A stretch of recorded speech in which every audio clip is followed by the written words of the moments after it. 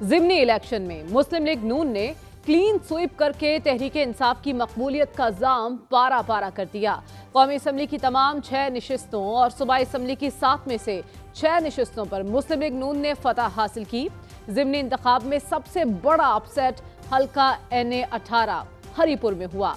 मुस्लिम league नून के बाबर नवाज खान ने तहरीके इंसाफ की शहरनाज उमर अयूब को 43,776 वोटों के बड़े मार्जिन से शिकस्त देकर कामयाबी हासिल की। शहरनाज साबिक अपोजिशन लीडर उमर अयूब खान की अहलिया हैं और ये नशिस्त उमर अयूब खान के नाअहल होने पर खाली हुई थी।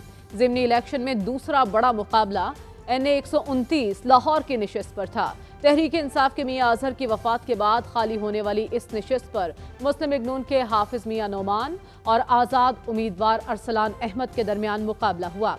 यहाँ भी लीगी उम्मीदवार ने 34,000 से जायद के मार्जिन से कामयाबी हासिल की।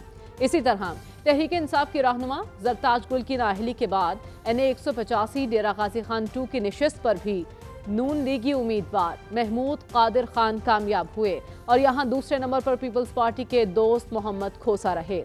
ज़िमनी इंतखाब में सबसे बड़ी शिकस्त साहिवाल के हल्का NA 143 में जरार अकबर चौधरी को हुई। इस हल्के में लीगी उम्मीदवार मोहम्मद तुफैल जट ने जरार अकबर चौधरी को 1,23,000 से जायद वोटों से शिकस्त दी।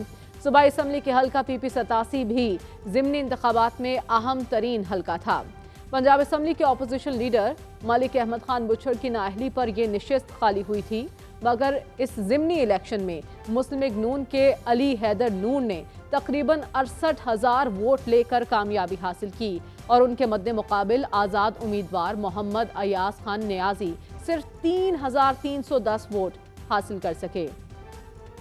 2024 के इलेक्शन में इसी सूबाई हल्के में मलिक अहमद खान बुछड़ ने 1,07,000 से जायद वोट हासिल करके कामयाबी समेटी थी और नून लीग को तब सिर्फ 13,500 वोट पड़े थे, मगर ज़िमनी इंतखाब में लीगी उम्मीदवार ने मद्दे मुकाबिल उम्मीदवार को भारी मार्जिन से शिकस्त देकर हैरानकुन फतह हासिल की है।